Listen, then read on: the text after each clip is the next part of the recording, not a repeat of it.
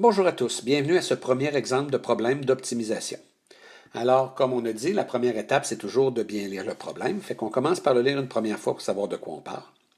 La Commission de transport en commun de la région organise un service d'autobus qui amène les amateurs de hockey de la région à l'aréna lors des joutes locales de notre équipe de hockey. On a constaté qu'en fixant le tarif d'un passage à 2 on a 2400 passagers. Selon l'étude, pour chaque diminution de tarif de 5 sous, on a 100 passagers de plus. Quel tarif devrait-on fixer pour que le revenu provenant de ce service soit maximal? Donc, c'est un problème d'optimisation parce que je veux maximiser une variable. Qu'est-ce que j'ai compris dans ce problème-là dans ma première lecture? C'est qu'on amenait du monde en autobus au hockey, puis plus on descendait le prix, plus on avait de personnes. Donc, si on le relit un peu plus tranquillement, on dit, la commission de transport, la première phrase, dans le fond, c'est juste la mise en contexte. On a constaté qu'en fixant le tarif d'un passage à 2 donc, quand le tarif est de 2 on aurait 2400 passagers. Et on nous dit qu'à chaque diminution de 5 sous, on a 100 passagers de plus. Fait qu'à 1,95 on aurait 2500 passagers. À 1,90 on aurait 2600 passagers, etc.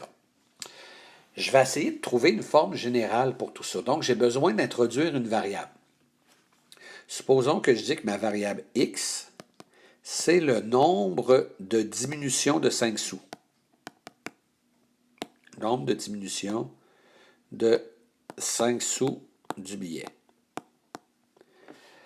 Donc, à 2 je n'avais pas de diminution. À 1,95 j'avais une diminution de 5 sous. À 1,90 j'avais deux diminutions de 5 sous.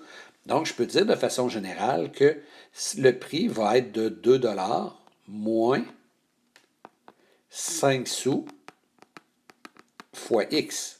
Donc, 2 moins 0,05x, ça serait le prix. Et à ce prix-là, j'aurais combien? J'aurais 2400 plus 100x passagers. Parce qu'à chaque diminution de 5 sous, je vais avoir une augmentation de 100 personnes. Fait que si on relie les étapes préliminaires, ça c'est comme mon étape 1. Dans l'étape 1, on disait faire un schéma. Ici, mon schéma, c'est un peu le tableau que je viens de faire. Identifier les variables. J'ai identifié ma variable x. Identifier les données connues, les contraintes. Dans notre cas ici, il n'y avait pas vraiment de contraintes. Et identifier ce que l'on cherche. Bon, ce que je cherche, dans le fond, je ne l'ai pas marqué, mais je pourrais l'inscrire. Je veux maximiser R. Je veux maximiser le revenu. Deuxième étape. Oh, là, on a sauté un petit peu. On va essayer de revenir à où on était. Donc, deuxième étape, ici, ça va être de trouver une équation qui décrit la variable à optimiser. Donc, mon équation, comment je calcule mon revenu? Mon revenu est calculé par le prix fois le nombre de spectateurs. Donc, si mon prix est à 2 mon revenu, ce serait 2 fois 2400. Si mon prix est à 1,95 ça serait 1,95 fois 2500. De façon générale, mon revenu, c'est 2 moins 0,05x. Ça, c'est le prix de mon billet, multiplié par 2400 plus 100x, qui est mon nombre de spectateurs ou mon nombre de passagers.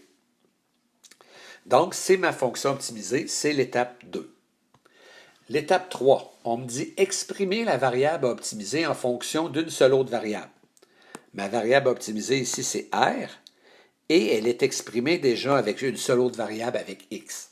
Si j'avais eu deux variables, là, il aurait fallu que je trouve autre chose.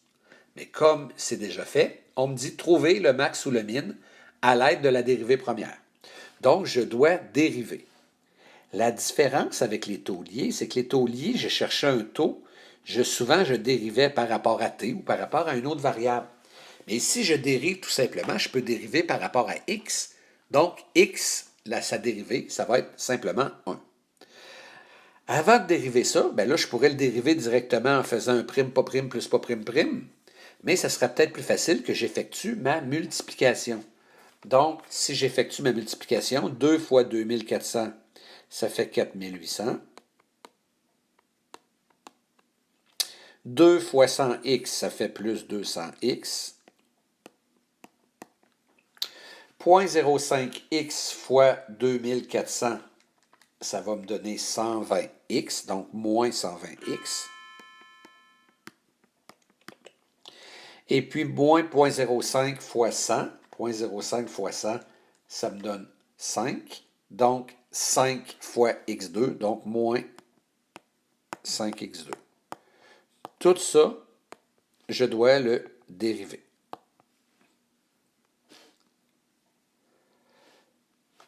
Donc, si j'effectue cette dérivée-là, la dérivée de 4800, ça fait 0.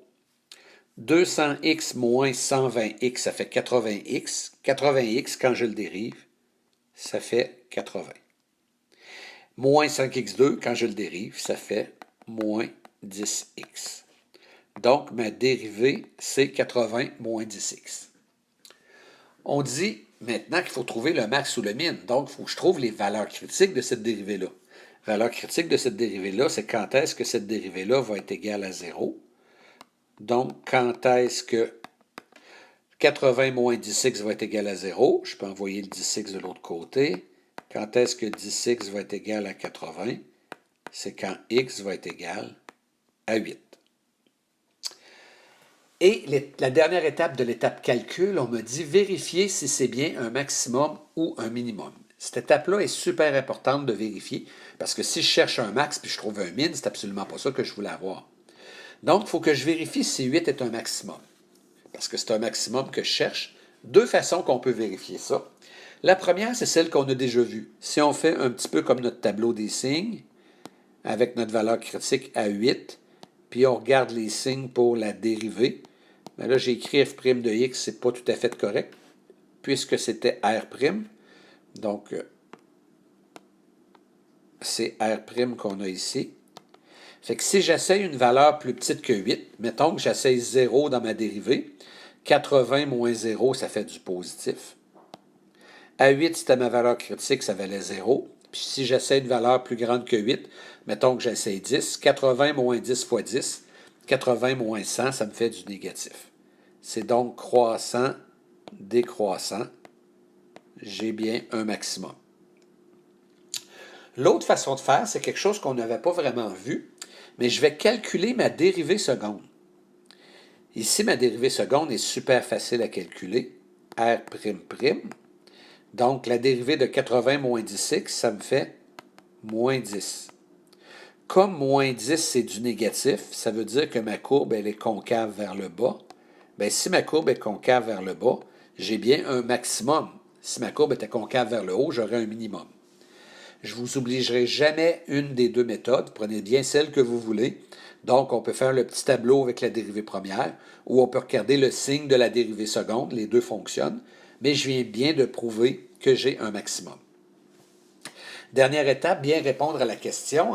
Répondre à la question par une phrase complète, puis surtout bien lui répondre.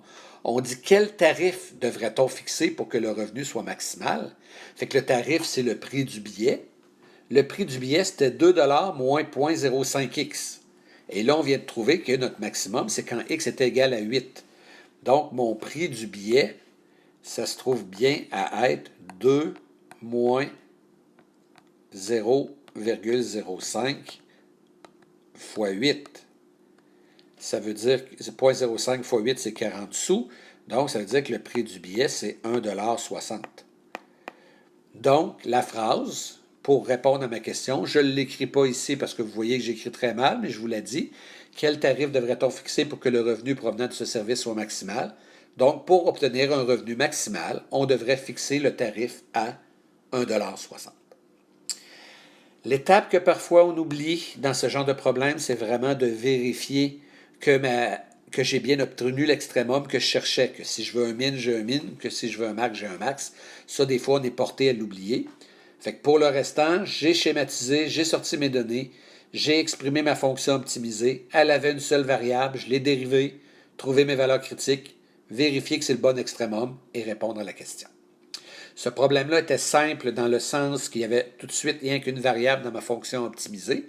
Peut-être un peu complexe parce qu'on n'est pas habitué à faire un petit tableau à place de faire un schéma. C'est pour ça que dans la prochaine vidéo, on va faire un second exemple. Merci de votre attention.